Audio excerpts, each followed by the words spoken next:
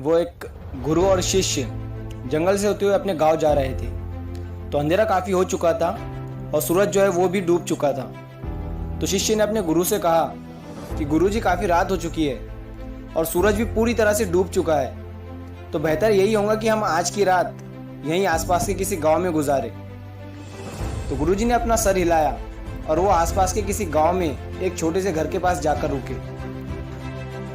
अब जैसे ही वहां गए तो गुरुजी के शिष्य ने दरवाज़ा ठकठकाया। अब जैसे ही दरवाज़ा ठकठकाया तो अंदर से एक गरीब आदमी बाहर आया। तो गुरुजी ने बोला कि हम अपने गांव जा रहे थे, लेकिन रात होने की वजह से हमने इसी गांव में रुकने का सोचा। क्या हम आज रात आपके यहाँ रुक सकते हैं? ये सुनने के बाद उस गरीब आदमी ने गुरुजी और उनके शिष्य को अंदर बुलाया। अब जैसे ही गुरुजी अंदर गए तो उन्होंने देखा कि बहुत ही ज़्यादा गरीबी थी उस आदमी के घर में। तो गुरुजी ने उससे पूछा कि तू काम क्या करता है? उसने बोला कि मेरे पास बहुत सारी ज़मीन है। तो गुरुजी ने बोला कि अगर तेरे पास इतनी सारी ज़मीन है तो फिर तू इस तरह क्यों रह रहा है? तो उस गरीब आदमी ने बोला कि मेरे पास जो ज़मीन है वो किसी काम की नहीं है। गांव वाले कहते हैं कि वो बंजर ज़मीन है, वहाँ फसल नहीं उगाई जा सकती और वहाँ फसल उगाना बहुत बड़ी बेवकूफ़ी है। तो गुरुजी ने बोला कि फिर तेरा गुजारा किस पर होता है? तो उसने बोला कि मेरे पास एक भैंस है जिस पर मेरा पूरा घर चलता है। ये सुनने के बाद गुरुजी सो जाते हैं और रात को जब सब लोग सो रहे थे तब गुरुजी अपने शिष्य को उठाते हैं और उस गरीब आदमी की भैंस को लेकर अपने गांव चले जाते हैं। तो शिष्य अपने गुरु से पूछता है कि गुरुजी आप कहीं गलत तो नहीं कर रहे हैं ना?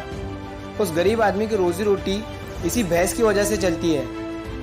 तो गुरुजी अपने शिष्य की तरफ देखते हैं और मुस्कुराते हुए आगे बढ़ जाते हैं। उस बात को तकरीबन 10 साल गुजर जाते हैं और जो गुरु का शिष्य था वो अब बहुत बड़ा गुरु बन चुका था। तो उसे उस गरीब आदमी की याद आती है कि मेरे गुरु ने उस आदमी के साथ अच्छा नहीं किया था, मुझे एक बार चलकर देखना चाहिए कि अब वो आदमी किस परिस्थिति में है। तो वो शिष्य उस गांव की तरफ जाता है और वहाँ जैसे ही पहुँचता है तो वो देखता है कि जिस जगह पर उस गरीब आदमी का झोपड़ा था वहाँ पर अब एक बड़ा ही आलीशान महल बन चुका था और उस झोपड़ी के बाहर जो बंजर ज़मीन थी उस पर फल और फूलों के बगीचे थे।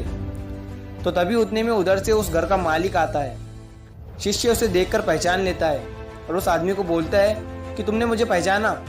मैं अपने गुरुजी के साथ आया था, हमने तुम्हारे यहाँ एक रात का मुकाम किया था। वो आदमी उसे पहचान लेता है और बोलता है कि उस रात में आप कहाँ चले गए थे?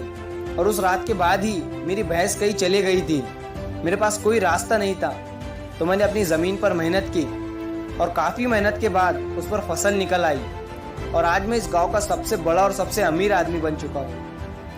ये सुनने के बाद शिष्य की आंखों में अपने गुरुजी के लिए आंसू आ गए और उसे ये बात अब समझ में आई और वो रोने लगा।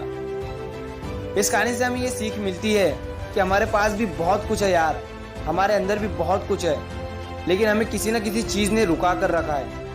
वो आपके फैमिली वाले भी हो सकते हैं, आपकी जॉब भी हो सकती है या कुछ और भी हो सकता है। देखिए कहीं आपके पास भी तो भैंस के जैसी कोई दूसरी चीज़ तो नहीं है जिसने आपको आगे बढ़ने से रुका कर रखा है।